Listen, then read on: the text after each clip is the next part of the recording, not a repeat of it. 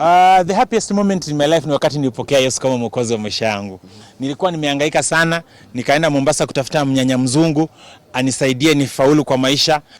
Mimi sijali kwa sababu nimemwambia hivi, cha muhimu ni ninapumua. Kati ya wale wote ambao wananiombea mabaya ama hawanipendi, number 1. Yo, so guys, Vincent Amboya here, na leo nimebahatika kupatana with chairman wa gospel industry, anajulikana kama Ringtone himself, ama unaweza muita Ringtone Apoko. Good morning. Saini good afternoon. Good afternoon. Mambo vipi? Fiti. Nakuona umerudi kwa form. Nimekwepo na niko na form kwa sababu Biblia inasema grace ya God ni sufficient. True.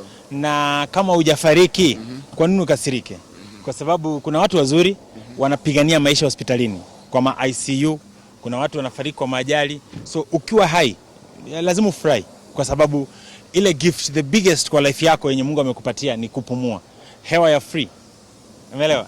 Na kuwa na furaha. So niko na furaha. Kweli. Chairman, kwanza before tuende mbali, kuna ngoma moja uliachilia just the other day. Nataka kwanza tuanze kuongelea hiyo ngoma yako mpya. No, tukiwa katika mashagara hivi, nilikuwa nimetoa wimbo wangu mpya. Alafu sasa ni vibaya sana huyu ndugu yetu ambaye anaitwa Kaspul. Yaani bila heshima, bila upendo, anaenda kwa YouTube anaripoti song yangu eti nimeiba hiyo wimbo. So YouTube wakaistrike, wakaitoa. Na nashukuru Mungu kwa sasa hivi nimeweza kujiexplain na YouTube wamekubali tunaweza upload wimbo tena. So wimbo utarudi. So kwa sasa hivi ningetaka tu kuaddress wa Kenya, niwaambie mahali wanakutana na Kaspul, wamwambie maisha si ya chuki. Tusikue hivyo. Tutakiane mema. Kaspul ananitakia mabaya. Kaspul ni baadhi ya wale watu ambao wanafurahi mimi nikizama yani. Yaani sijui kwa nini watu wakubali wenzao wazame. Kaspul angependa sana nizame. Kaspul angekuwa yeye ndiye anashikilia tap ya oxygen, angekuwa amchanizimia. Sasa ningekuwa nishaenda. So nataka niambie tu watu kwamba hakuna mtakatifu. Sisi wote ni wachafu mbele ya Mungu.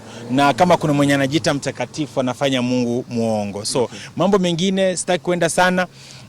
Ya kotini yataenda kotini, ya duniani yatakuwa ya duniani, ya leo ni ya muziki. Mimi bwana ni mwanamuziki na wimbo wangu na fry unarudi YouTube. Na kuhusu muziki bado Ringtone, nataka tubaki bado hapo kwa muziki. Kuna topic inaendelea sasa hivi ya kuwa muziki wa Kenya umekufa. Bahati akapost hiyo. Alafu kuna wasichana wawili leo wameulizwa ni wa Nigeria, wanajua ngoma yote ya Kenya, wakasema hawajui. Eric Omonde akakuja pale vile akacomment akasema yeye ndo mwenye suluhisho ya kuregesha muziki wa Kenya. Kama chairman wa gospel, muziki wa Kenya umekufa? Muziki wa Kenya hujakufa. Naweza sema tu ni watu wamepunguza upendo na kwa Wakenya, kwa sababu unajua watu wanasema mcheza kwao utupwa, mcheza kwao hutunzwa. So wala sisi muziki wa Kenya mbona uko tu sawa. Na ningependa for example nataka kukupatia challenge. Hii video ambayo inarudi YouTube, nataka watu waangalie then waseme muziki upo ama umekufa, especially gospel. Sitaki kuongelea secular. Secular iko na issue zake. Gospel music, angalia hii video yangu ninatoa, angalia quality, angalia kila kitu, angalia yani kila kitu. Ukiona hii wimbo yangu ya delete, hii yenye narudisha YouTube, kama si nzuri basi muziki gospel imekufa. Lakini nadhani tunajaribu sana. Guardian Ninja anajaribu, DK ametoa ngoma anajaribu, Saizeta anajaribu, mimi najaribu, watu wanajaribu, Mochot Baba anajaribu, yani wasanii Mwana anajaribu, wasanii wanajaribu bana. Tunajaribu tu. Ni ila tu kwamba tunahitaji upendo zaidi. Tunahitaji watu watupende zaidi. Waweze kuposti nyimbo zetu bila si kuambia wapost. Unajua Wakenya wanaposti nyimbo za wa Nigeria bila kuulizwa. Wakenya wanaposti nyimbo za Tanzania bila kuulizwa. Wakenya wanataka uwaambie nipostie wimbo. Unaelewa? So ikifika tu mahali watu ujue. For example, kuna kinyozi unaenda, unapata wanasikiza muziki wa nje ya nchi.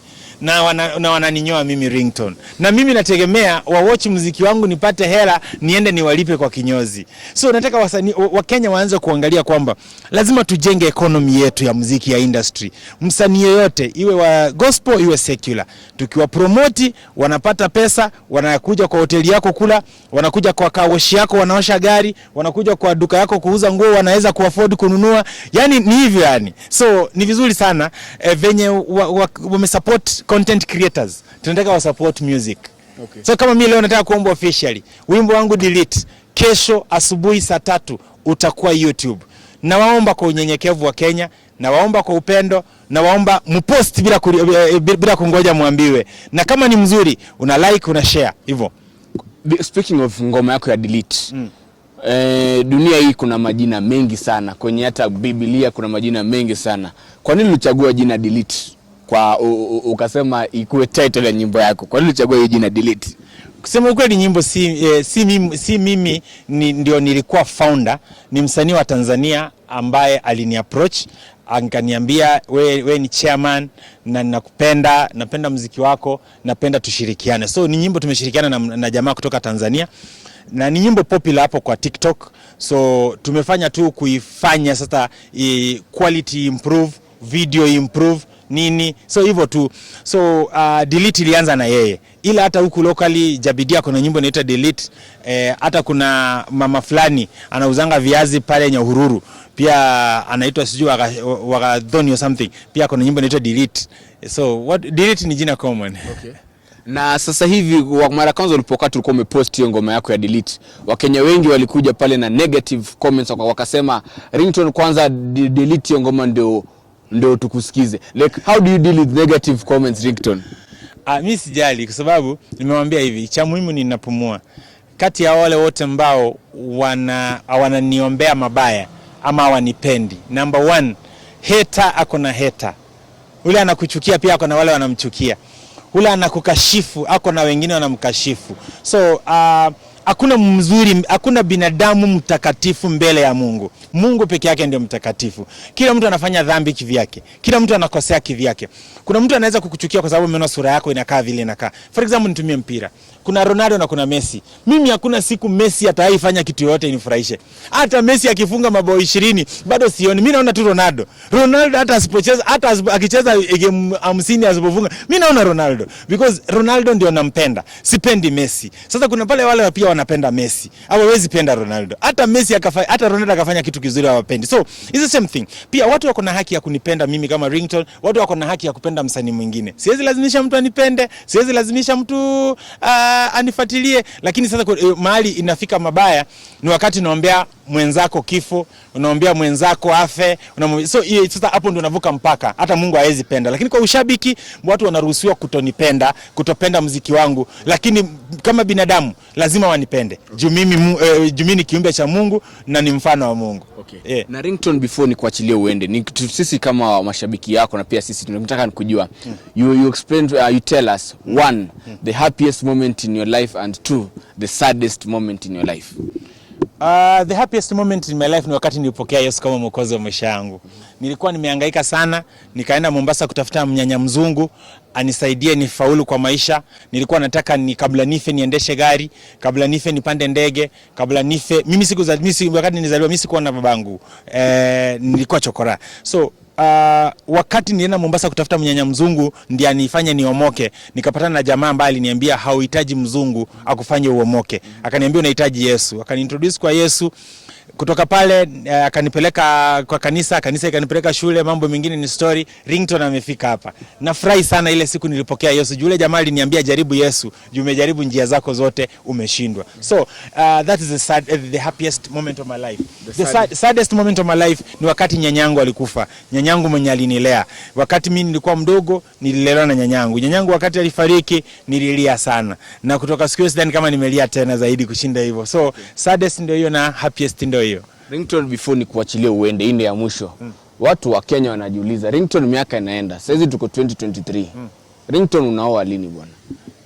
Sasa sijui kwa nini tunaleta mambo ya Mungu tunachanganya na mambo ya dunia. Lakini si Biblia inasema, mwanamke ataacha wazazi wake. Ringtone, unaoa lini bwana? Sasa hizi tuko 2023. Ringtone unaoa lini bwana? Sijui kwa nini tunaleta mambo ya Mungu tunachanganya na mambo ya dunia. Lakini si Biblia inasema, mwanamke ataacha wazazi wake. mwanaume pia ataacha wazazi wake waende washikane alafu wakuwe kitu kimoja. Hata Adam na Hawa. Mimi tutakasirisha nianze kukuhubiri. Sawa. Haya sawa. Niwape za ndani lakini sitapeana details nyingi. Harusi inakuja next year na harusi itakuwa ya kufana. Na harusi watu watakula sana. Na harusi itakuwa ya kihistoria. Upende lazima ukuje kwa harusi yangu ukule, na ukikataa chakula tutakuletea kwenye nyumbani. So mpende msipende, next year ninaoa. Sitaki kuambia ninaoa nani, lakini nitaoa. Na nitaoa mpende msipende. Okay. Mnitakie nioe nitaoa, mkikataa nitaoa. Next year ninaoa. Nitaoa. Na mtakula chakula yangu mpende msipende. Mwezi. Na mtasherehekea kwa harusi yangu mpende msipende. Mwezi achana nao. Okay. Mwezi utakuwa mwezi wa Bwana. Itakuwa ni Nairobi ama wapi? Sasa mimi ni Nairobi bro. Okay. Si mimi ndio chairman wa town. Nairobi yani si ndio making wa town. Okay. So lazima ikuwe Nairobi. Sawa. Na KRG ndio mwenye town KRG. Hapana, KRG si mwenye town. KRG ni kijana tu anapiga kelele. KRG hawezi bishana na mtu kama mimi.